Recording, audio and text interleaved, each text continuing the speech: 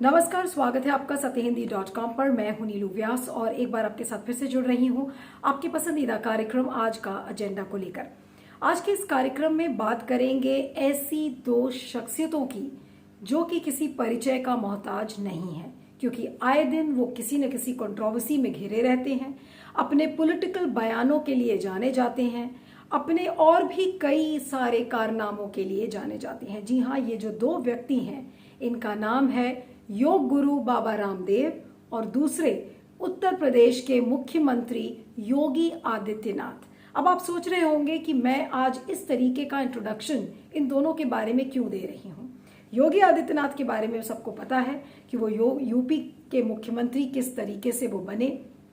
शायद उन्होंने सपने में भी नहीं सोचा था, लेकिन वो बन बैठे। योग गुरु बाबा रामदेव ने जब योगा सिखाना शुरू किया तो उनको ये नहीं पता था कि वो करोड़ों लोगों के बीच में और विश्व के इतने तमाम देशों के जो लोग हैं उनके बीच में वो योग को इस तरीके से पहुंचाएंगे। बहुत अच्छी बात है, दोनों ने अपने फील्ड में एक अच्छा काम किया है। लेकिन आज बात मुझे आपसे इसलिए करनी है क्योंकि ये जो दोनों महानुभाव हैं, रामदेव और योगी आदित्यनाथ, ऐसा लग रहा है कि इनका एक नया सपना है और उस सपने को अंजाम दे रही है सरकार। क्या सपना है? ऐसा लगता है कि योग गुरु बाबा रामदेव ने अभी हाल में जो बयान दिए अनाप शनाप एलोपैथ के खिलाफ कि एलोपैथिक साइंस एक दिवालिया साइंस है, स्टूपिड साइंस है, एलोपैथ की दवाएं खा खा कर लोग कोविड के समय में मर रहे हैं, रेमडेसिविर और फेबिफ्लू जैसी दवाएं काम नहीं करती और किसी का बाप हमें अरेस्ट नहीं कर सकता। तो ये जो स्टेटमेंट्स दिए गए थे ये एक बहुत सोची समझी रणनीति के तहत दिए गए थे और उसका अंजाम आज अब सामने लोगों के बीच आ रहा है। योग गुरु बाबा रामदेव की एक किताब है, आपको बता दें कि ये जो किताब है ये योग चिकित्सा रहस्य के ऊपर है, यानी कि जो योग चिकित्सा में कैसे काम आ सकता है, बीमारियों के उपचार के लिए कैसे काम आ सकता है, उस पर उनकी ये किताब है जो कि अब उत्तर प्रदेश के सारे कॉलेजेस और यूनिवर्सिटीज में पढ़ाई जाएगी। जी हाँ, बाबा रामदेव जो अभी तक ऐसे अनाप शनाप बयान दे रहे थे और हुंकार भर रहे थे कि देखिए किसी की हिम्मत नहीं है, एक ऐसे व्यक्ति की किताब अब उत्तर प्रदेश के छात्रों को पढ़ाई जाएगी।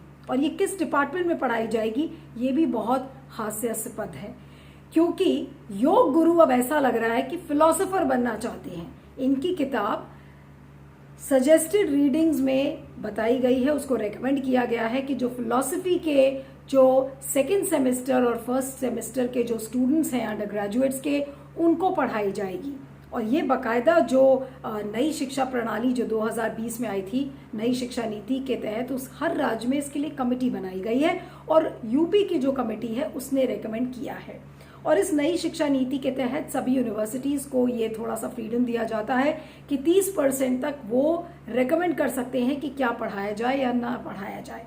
तो इसके तहत अब योग गुरु बाबा रामदेव की किताब अब पढ़ाई जाएगी, लेकिन इनका फिलॉसफी से दूर दूर तक क्या लेना देना है मुझे नहीं पता।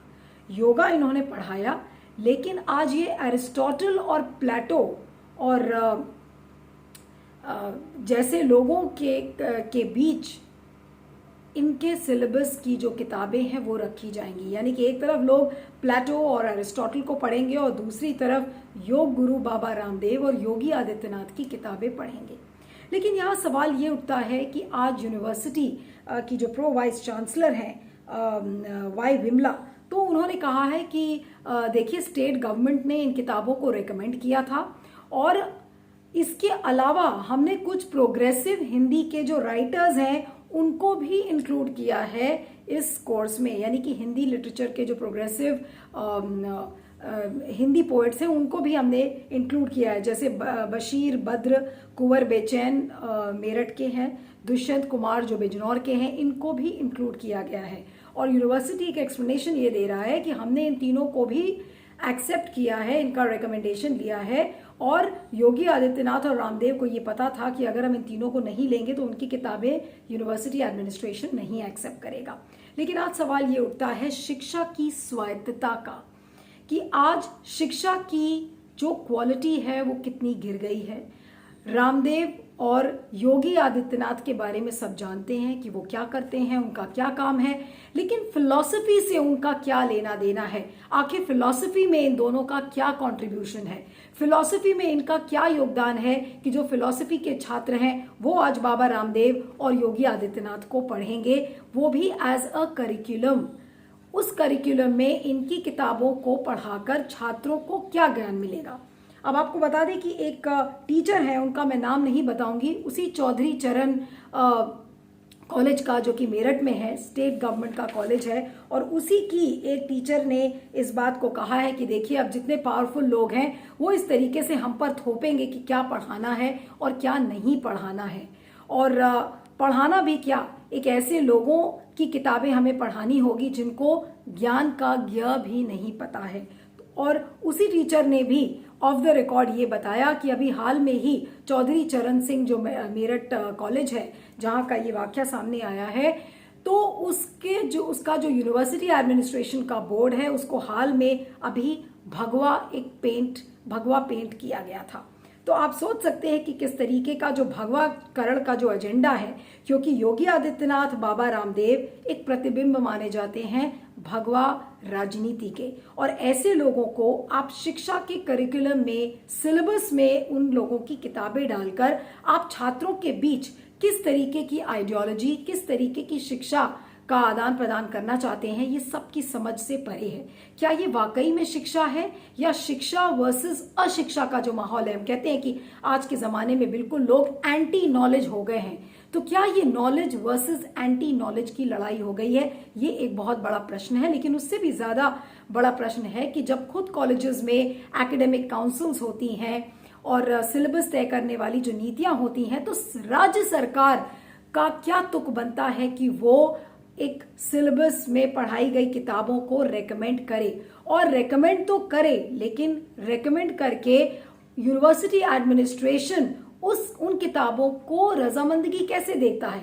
तो ये तो साफ है बिल्कुल कि एक तरीके से शिक्षा का राजनीतिकरण कैसे किया जाता है। ये उसका उदाहरण है कि यूपी के मुख्यमंत्री हैं योगी आदित्यनाथ, आपने आराम से उनकी किताबें डाल दी, आप उसको अपोज भी नहीं कर सकते क्योंकि वो मुख्यमंत्री हैं।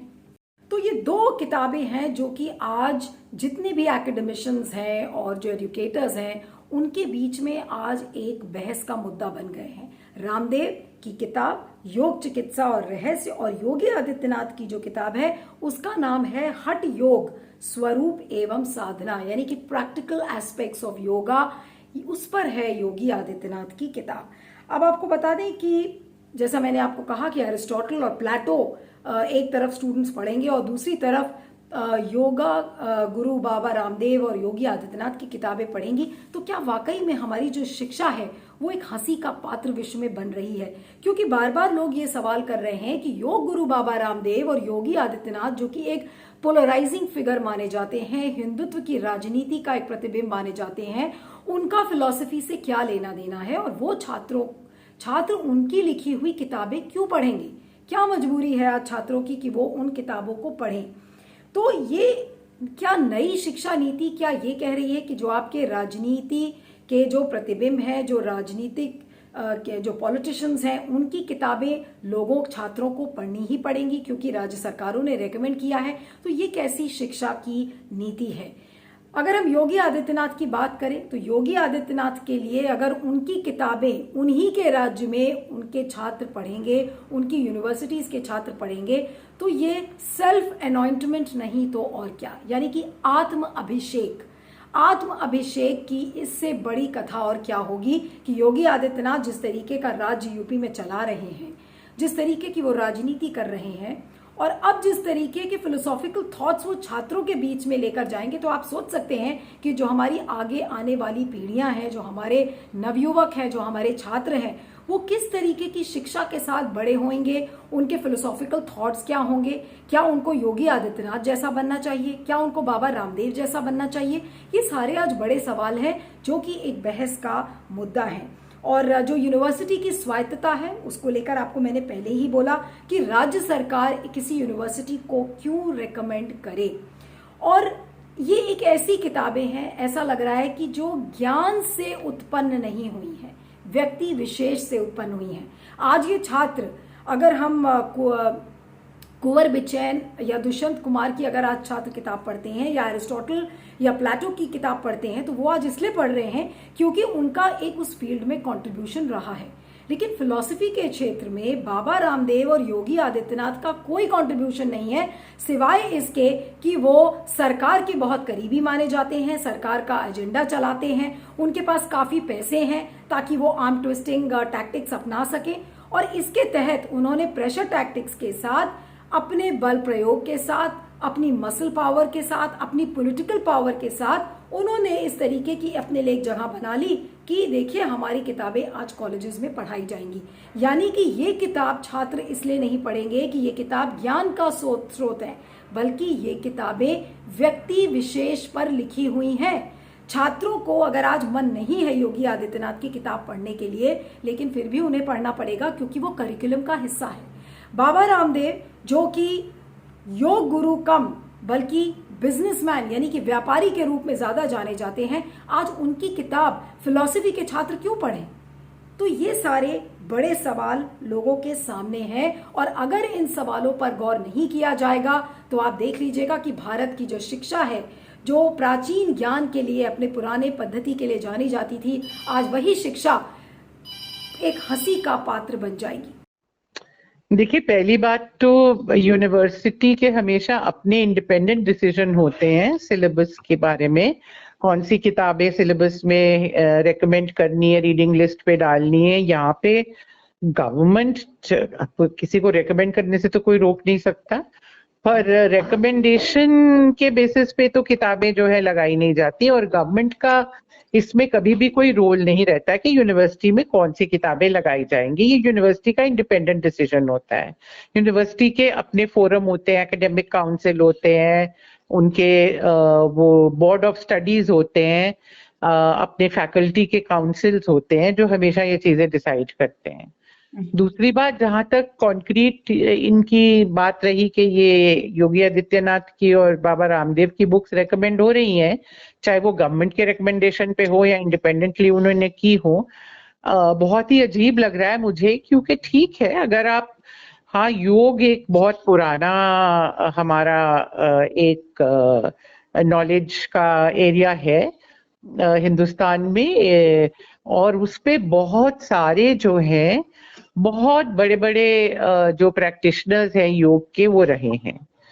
तो अगर उसमें ऐसा नहीं है कि आपको जो है बहुत वेल एस्टैब्लिश्ड फिगर्स उसमें नहीं मिल जाएंगे जिनके बुक्स आप यूज कर सकते हैं। कुछ अगर आपको उसके बारे में बताना है, उसके कोई सिग्निफिकेंस बतानी है।